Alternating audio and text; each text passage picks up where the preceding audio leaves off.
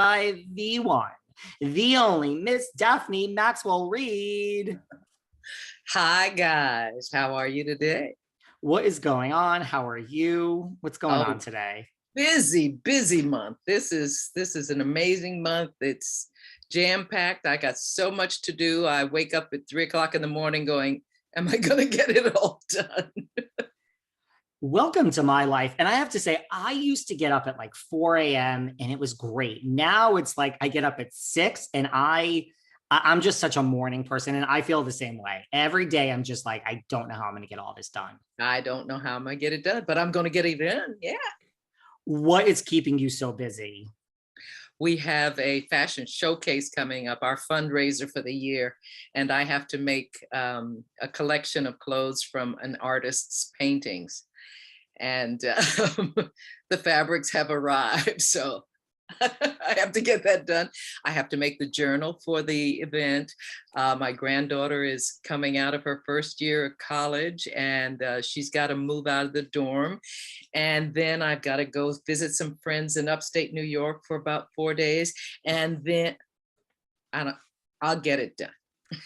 You'll get it done. Well, listen, I want to talk all about that. I want to talk about your cookbook and photography. But before we get to all of that, did you ever think, like 5 decades ago when you started in the entertainment business, it's a tough business to last in for even a year, like that you would still be, working and have had such a career like you have had?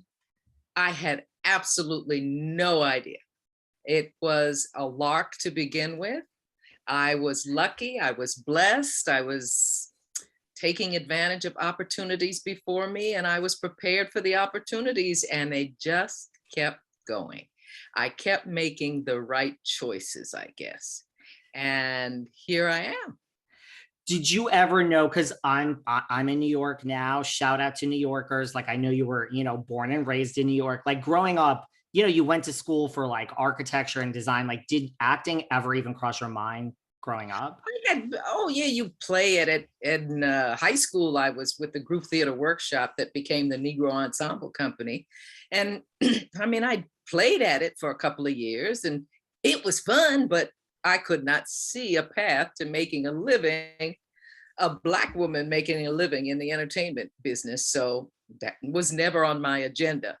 It was all just circumstantial, one foot in front of the other, and the opportunities presented themselves, and I took advantage of the opportunities. And wow. Wow is right. And it really was what you thought maybe, but you said as a Black woman in like a different time, it's a non-starter. Yeah, it was just unthinkable. What? No, yeah, you can't make a living doing that. You have to be really passionate about not eating and doing that. And I'm going, nah. You lost me at the not eating. That's where I lost me too. It's not going to happen. Well, speaking about being a Black woman, when you were at Northwestern, you were the first African-American homecoming queen. Yeah, that was not fun. What? They didn't appreciate that. They didn't. No. How no, so? I mean, right about it. They didn't put it in the yearbook. They just said it wasn't important this year, is what they told me. And I said, oh, okay. Thank you. Wow. And obviously every homecoming queen before you was in the yearbook. 3 pages. Wow. I didn't even get my name in the yearbook. Wow.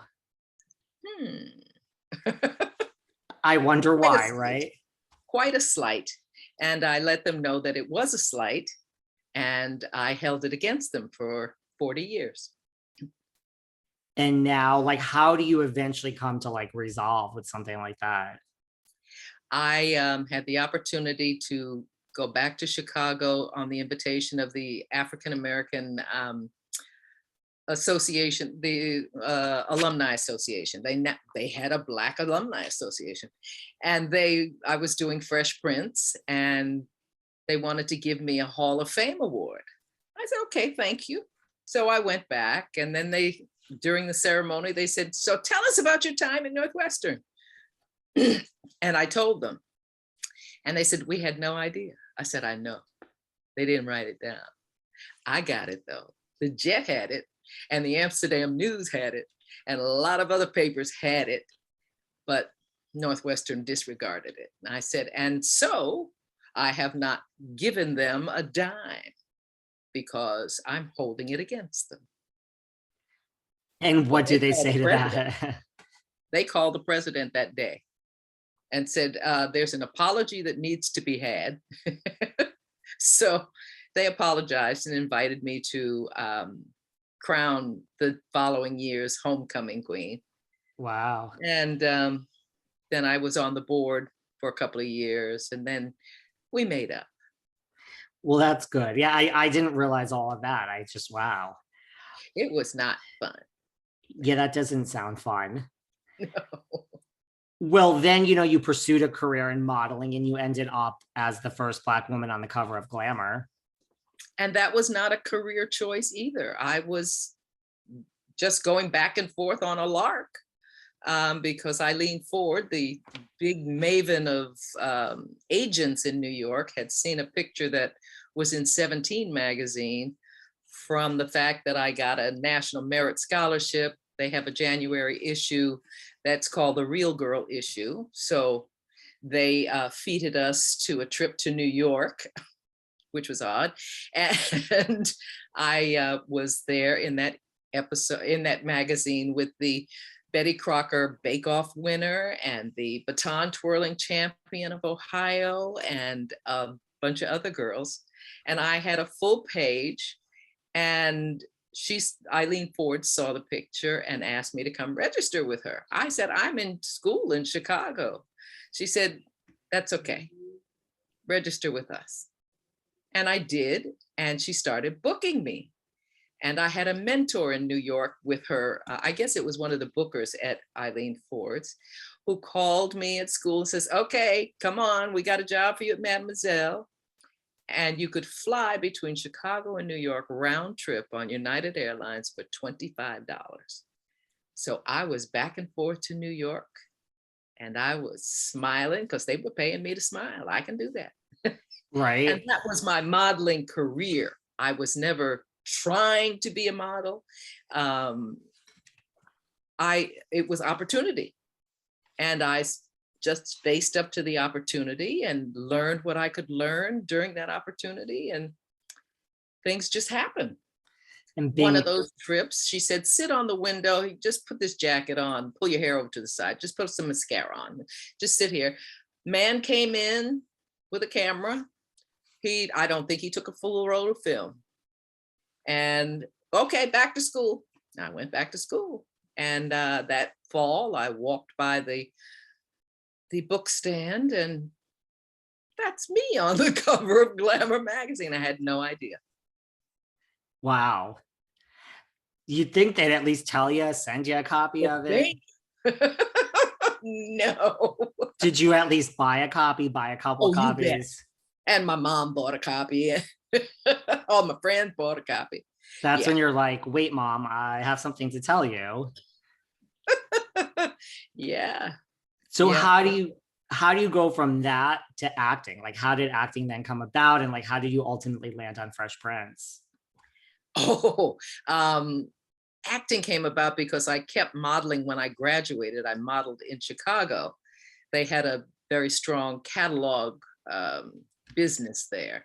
That's when there used to be Sears and Montgomery Ward's catalogs that everybody used to get in the mail, and local press and things like that. And then registered with an agent in Chicago and started doing commercials.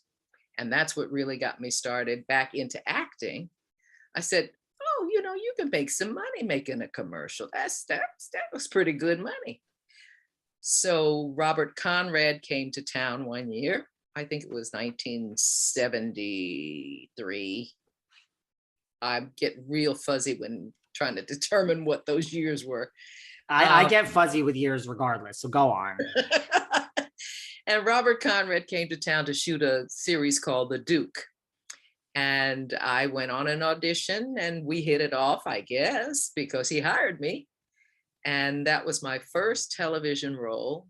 And the commercial that I had done probably the year before got me into the Screen Actors Guild. So I was already a guild member. So I was a working actress and did the series, probably 8 shows out of that series. And then I got divorced and I moved out to Los Angeles. And Bob Conrad's show, The Duke, didn't last more than a season. So he was back out in Los Angeles. And I said, hey, how you doing? And he says, oh, I got this other show, A Man Called Sloan. I want you to play a part on it next week. I'm going, okay. And he says, oh, and call this person. You need an agent out here. So I walked into Los Angeles, got an agent, had a job, and I haven't stopped working since. So I blame him. No, you have not stopped working since. When you heard of the opportunity at Fresh Prince, like, did you know what the show was? I mean, it had been on for 3 years. Like, did you know? Did you have reservations in joining? And how did it come to you? I was an audition. I was asked to audition for it when it first started. And I said, what is this show? I had just done 2 or 3 back-to-back series with my husband, a show called Frank's Place and Snoop's. And I had done a whole lot of work in Los Angeles. And we were getting ready to move to Virginia. And they said, okay, we have an audition for you for a sitcom with a young rap star. And I said, no, thank you. I gotta go. So I didn't go to the audition. And then I saw the show when it came on. I said, oh, what is a cute show. And I did a couple of other pilots while I was living in Virginia, flying back and forth. And then 3 years later, they called me again and said, we want you to come audition for the role of Aunt Vivian on the Fresh Prince. And I'm going, but there is an Aunt Vivian on the Fresh Prince. And they said, we'd like you to come and audition. And I said, okay. And I went, and I was there with 200 other women who were auditioning for the Fresh Prince, and hit it off with James Avery about the 3rd audition. I think we really had a chemistry that clicked, and I love the guy. He was just fabulous to work with and just a dear, dear friend of mine. And I got the job, and I was very happy to have that job. It was because it was a popular show, and we had no idea it was going to become an iconic show. But working with that cast and watching Will Smith bloom from the young rap star to the mega man he is now, it's a thrill. Could you tell, like, when you were working, like, yes, you're shaking your head. I could tell, because he brought so much energy, even to rehearsals. He was just so on it and so delightful and so funny. And he was so smart. I mean, we would all sit down and have conversations about philosophy and literature. And he also was very bright in making the moves in business that he needed to make. And I was very, very proud of the moves that he was making. And then he got into movies, and he got his criticism from us on the movies that he did. And he said, okay, I'll learn from this. And just watching him bloom has just been a delight. And the family has always stayed together. So we've always been very, very close ever since the first day I walked on there. Throughout the years, you guys have kept in touch, even before this reunion, always, which we'll get to. And yes, always. What movie did you feel you were most critical of, where you're like, Will, what did you think saying yes to this? No, he saying yes wasn't the point. He just had to bring his full picture to it. And we think he